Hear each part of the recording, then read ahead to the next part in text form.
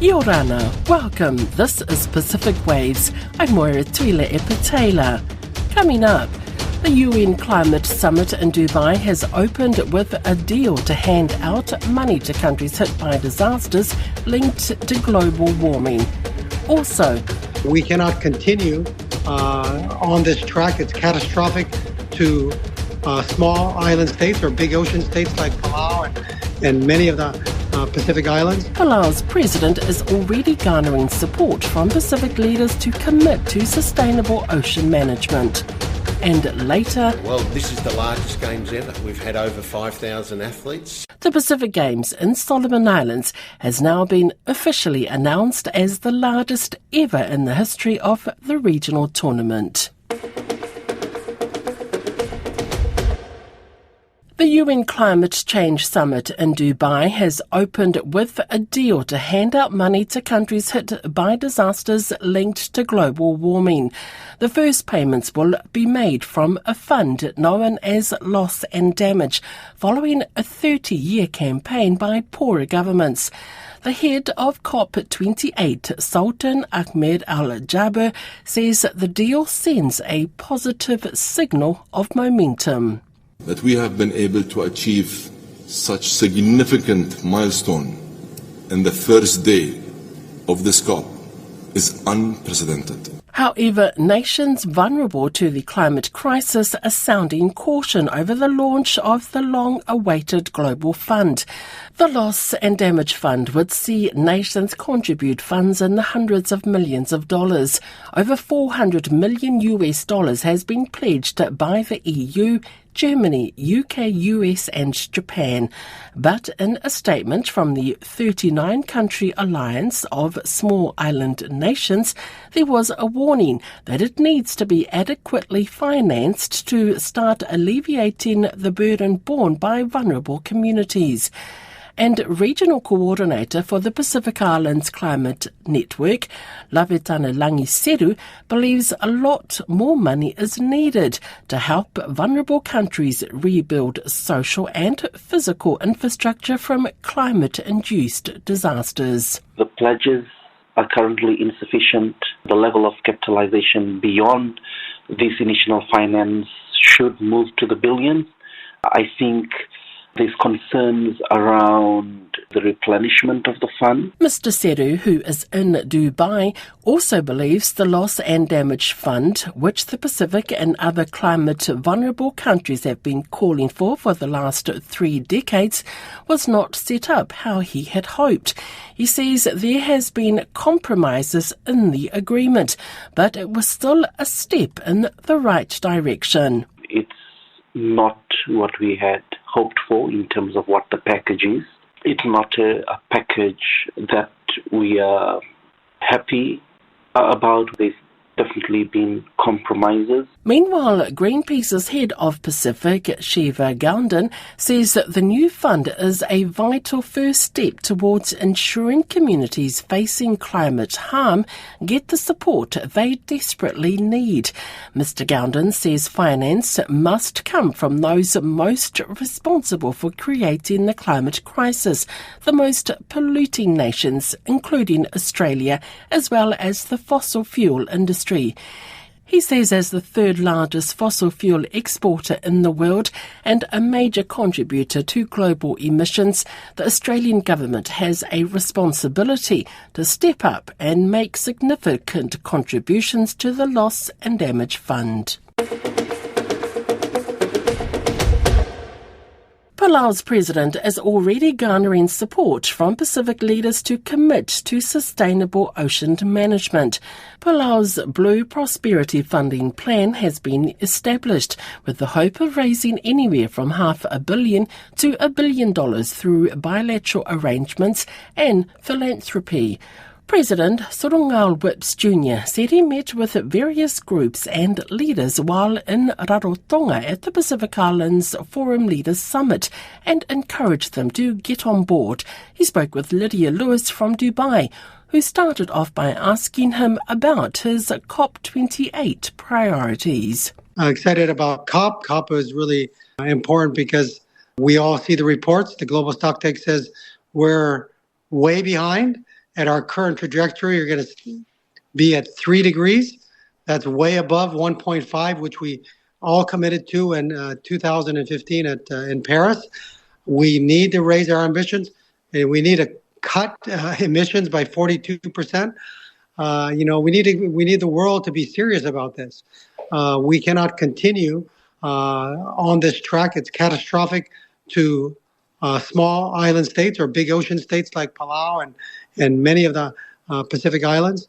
And we need to call for action.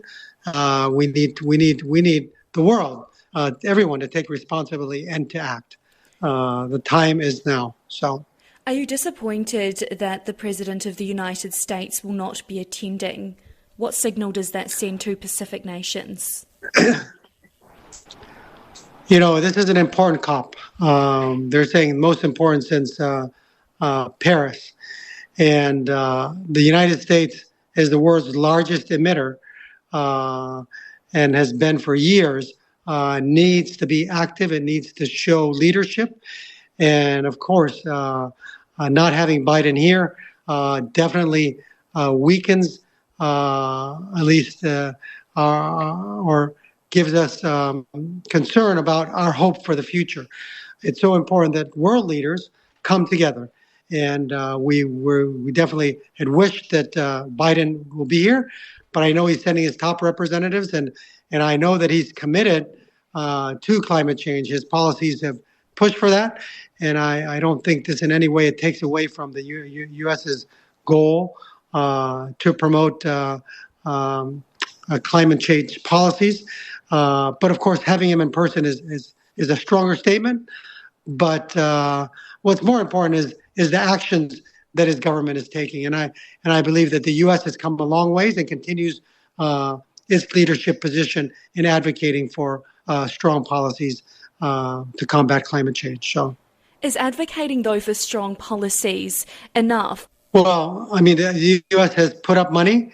They need to put more, but so does China, and so does India, and so does all these other big emitters of the world. I think, the focus is always on the U.S., but there's Australia, there's China, there's India, there's the EU. I mean, everybody's got to step it up. And the U.S. is a leader and an important leader, and we need to get the rest of the world to also act accordingly. And in terms of blue prosperity, has there been any action on that? Has anybody signed it? I understand from the last time we spoke, you handed Pacific leaders documents in Rarotonga. So when we were in Rarotonga, we were able to get a commitment from Pacific leaders. So that was why it was reflected in the communique, their support of the unlocking blue Pacific prosperity. We all agreed that the COP would be the great opportunity to demonstrate to the world our commitment to protecting oceans, managing it, because, as you know, they're the largest carbon sink. And so critical in our fight for climate change. And the plan is on December 3rd, there will be an event. So we launch, and then on December 5th, Pacific leaders will sign. Now, there are a lot of presidents and heads of state that weren't able to make it, partly because of other commitments and, of course, conflict in the Middle East. However, we've gotten assurances that their representatives that will be here at least can sign on their behalf. So we don't know if every country will sign, but we know that a vast majority of the PIF countries will at least commit at this COP. So we're excited about that and to partner with our partners here, especially philanthropy and governments in this effort. So. The New Zealand government intends to reopen New Zealand waters to oil and gas exploration, despite the United Nations saying the world is on track to produce around 110% more fossil fuels in 2030. What is your message to the new New Zealand government? All I can say is what a backward position that an island that is part of the Pacific Island Forum that should understand the challenges that we're facing, now going backwards on their commitments. New Zealand, Pacific Island, and a member of the forum should take a leadership role and should be active in doing all they can to transition away from fossil fuels. That's what they should be working on. They shouldn't be going out and exploring more gas and oil. Palau has the same issues. We have oil and gas in our waters. Palau has been active and said, if we're going to be a leader and we're going to commit, then we need to do our part. We cannot just talk about islands going under, but not do our part. So Palau has not, gone after oil and gas explorations. We have a ban on deep sea mining, a ban on all those things, because we're committed to the protection of our ocean. So it is very disturbing that New Zealand, as a Pacific island, that as part of the Pacific family, would take such a drastic action. This week, the Papua New Guinea Minister of Bougainville Affairs, Manasseh Makimba, stressed in a parliamentary statement that the Bougainville referendum results are non-binding and it's for National Parliament to determine the region's future political status. In 2019, Bougainvilleans voted resoundingly in a referendum for independence. The Bougainville minister heading the Independence Implementation Mission, Ezekiel Marsat, is disputing that the referendum was a non-binding exercise. He spoke with Don Wiseman. Very strong statements made this week in Parliament by the Minister for Bougainville Affairs, Manasseh Makimba, and I think, to be fair, you're not happy with what he had to say. I think you're being polite by saying I'm unhappy. I'm very angry that this narrative continues to be pushed down the road, a narrative where a constitutionally guaranteed referendum is now assumed that doesn't have any go forward, and I think it's the wrong narrative. For the life of me, I can't see how a constitutional guaranteed referendum would have no practical effect in the end. It's been called a non-binding referendum since before the referendum was held. That it's a phrase or it's a term that's been around for a while. And you're suggesting it actually shouldn't be there.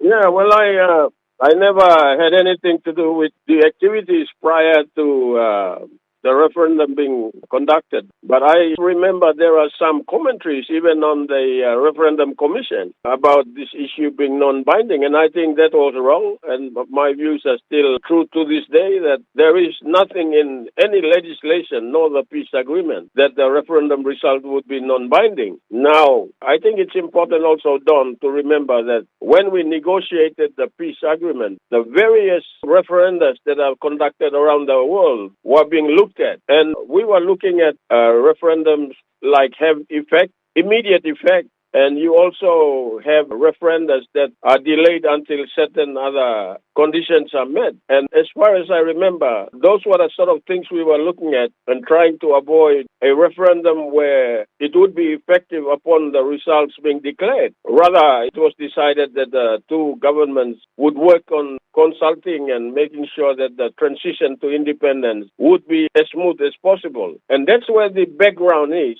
And suddenly this non-binding issue comes in because the referendum results are not effective on the date of the declaration. It is therefore assumed that it is non-binding, and that's not correct. As far as you're concerned, the role of Parliament then is, because it was such an overwhelming vote for independence by Bougainvilleans, 97.7%, your view is that when Parliament looks at it, it's a matter of them rubber stamping it, independence being guaranteed from that point. I would avoid using the word rubber stamp. I think Parliament plays a critical role, but given the peace agreement and given how the current legislation stands, yes, the matter goes before Parliament for endorsement. Now, I remind listeners, the greatest unknown in the peace agreement and the legislation was the referendum result, not the ratification. That's procedural. The greatest unknown, and I've made these commentaries to both the UN agencies, and I've made that commentaries to the signatories of the Bougainville Peace Agreement, that everybody's been sitting around waiting for this, acting like they're neutral until ratification. And it's not. That's wrong. They should come in now and play their part as soon as the referendum results came out. Yes. Now everybody's sitting around saying, oh, we'll wait for what comes out from ratification process. No, that's wrong. You should come in now because the referendum result is already being determined. All right. Now, Father Dumarinu asked Parliament, or raised the question of a political impasse between Bougainville and the Port Moresby government. The minister, Mr Makiba, denied that there was any political impasse. What's your view? Is there one? We broke off official talks a couple of months ago because we couldn't agree on the contents of the sessional order. Now, as you remember, the Joint Supervisory Body had made some resolutions, and those resolutions were, amongst other things, that myself and Minister Makiba would work on the contents of the sessional order, and in the event that we would not have any meetings of the mind, the matter would be then referred to a moderator. We broke off after we couldn't agree on the contents of the sessional order, and the President has since written to the Prime Minister like months ago. I'm talking June, July. And the President has written to the Prime Minister seeking an urgent JSP to now determine the issue of the moderator. We have not received one response, not from the Prime Minister and not from the Minister. Now, having said that, Don, that has not stopped my discussions with Minister. I can say that we are on good talking terms. Despite the impasse, we continue to say on our part, on Bougainville's part, that we are going to leave this independent, and therefore we shouldn't be affected, or even if there's an impasse, we always keep the doors open. You are listening to Pacific Waves. The Pacific Games in Solomon Islands has now been officially announced as the largest ever in the history of the regional tournament. Over 5,000 athletes, officials and participants from 24 countries have been competing in 24 sports in and around the capital Honiara. The chief executive of the Games Organising Committee, Peter Stewart, commended the people of Solomon Islands for pulling off an extraordinary event that welcomed people from all over the Pacific. He spoke to Koroi Hawkins at the National Stadium in Honiara ahead of the opening ceremony. No, look, I think we're very happy with the outcome. At the start of the Games, always in a brand new city that hasn't run an event like this, we're always wary about what may or may not happen, but I think the team have rallied around beautifully. The people of Solomon Islands have rallied behind the event, and we have delivered a wonderful event. That's really the sense I've been getting from talking to the athletes and even locals about how ordinary Solomon Islanders have really embraced this, the volunteers, the people helping out, going out of their way to make the visitors feel welcome. How do you get that kind of buy-in? Well, look, I think it's new for everybody, but the level of excitement was tremendous over the last couple of years as the venues have been built. People were driving past construction sites, and then the stadia started to peek its head over the construction fence. People started to get excited when the main stadium had the sails going on for the roof, and then eventually the construction fences came down and people could look into the stadia as they drove past, and that really got everybody's excitement going. So over the last couple of years it's been building, and then of course all the teams arrive and you have athletes walking up and down the street with their accreditations on, teams in their uniforms coming, so everyone's been incredibly excited by all of that. With any big event like this, obviously there will be challenges. What have been the main ones for this event? Well, I think probably the biggest challenge is that the resources here in Honiara, compared to a lot of the other bigger cities in the Pacific, are less. So we've had to do a lot of planning to make sure that our contractors and our suppliers had in what they needed to have in place, which everybody has done.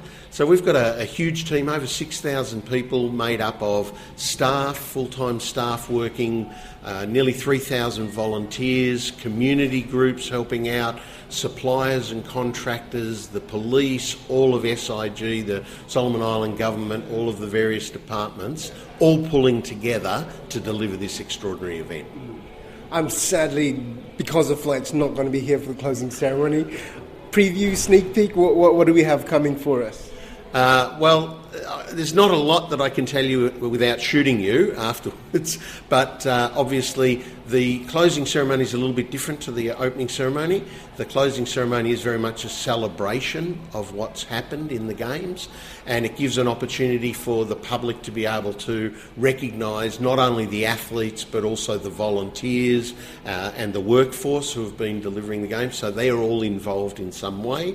There are some cultural performances, and then of course there's a handover to Tahiti, who are hosting the next Games, so they have a little segment. We will be awarding the male and female athlete of the Games, so all of those are regular things that happen in the Games, and we will lower the flag, the Pacific Games Council flag. It will be handed over to Tahiti, and all of the athletes and the people of the Pacific will be welcomed to join us all in 4 years' time in Tahiti. Be honest, did you think it would be this much of a success? It's obviously, from everyone I've talked to, I've been really enjoying being at this thing. Well, you always hope that that's going to be the case, but you don't know what can befall. I mean, there are lots of variables, and one is the weather. I mean, it has been unbelievably kind to us, the weather. Perhaps 4 or 5 days before the opening ceremony, we had a huge downpour here in Honiara, and we had some significant floods around some of our venues. Now, if that had happened in the middle of the Games, we would have continued on, but it would have dampened the feelings of spectators and athletes alike. But throughout the Games, we've had fantastic weather, and it looks like it's going to hold, fingers crossed, all the way through to the closing ceremony. So those are the things that makes it easy for us to deliver a great Games when things like that work in our favour.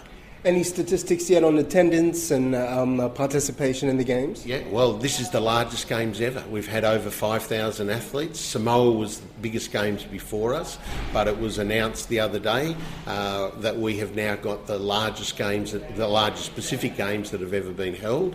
So that's a great accomplishment for us here in Solomon Islands to have been able to deliver that.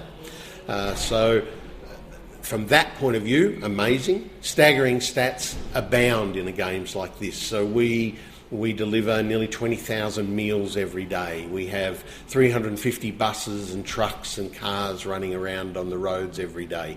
It's just a huge undertaking that involves an enormous team to be able to deliver it. Looking to the future, being able to pull something off like this, what does this do for Solomon Islands in terms of a viable venue for future events? Well, the long-term benefits of these sorts of projects are we've built the capacity of the workforce, so there are people now who know how to do these sorts of events.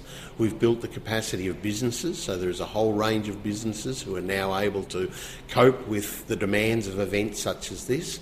We have incredible infrastructure improvements, so not only the stadia that was used for the event, but also the roads, the airport, even things that people don't see like... Internet's a lot better than when I was last here. Exactly. All of those things have had to improve their standard of delivery to be able to meet the requirements of the game. So now what Solomon Islands is able to do is go out into the world and say, bring your events here, whether it be sporting events, whether it be religious events, whether it be business events. We've got the venues and the infrastructure to be able to support your event. Any message for the people of Solomon Islands who might hear this before or during or after the closing ceremony in terms of what you've pulled off here? Well, I think it's just a fantastic thank you to everybody in Solomon Islands for the way that everybody has banded together to deliver a wonderful event that has welcomed the whole Pacific. That's Pacific Waves for today. To listen back, head over to rnzi.com/programs. We are also on Apple, Spotify and iHeart Radio podcasts. From myself and the RNZ Pacific team, Nana Mea Ma.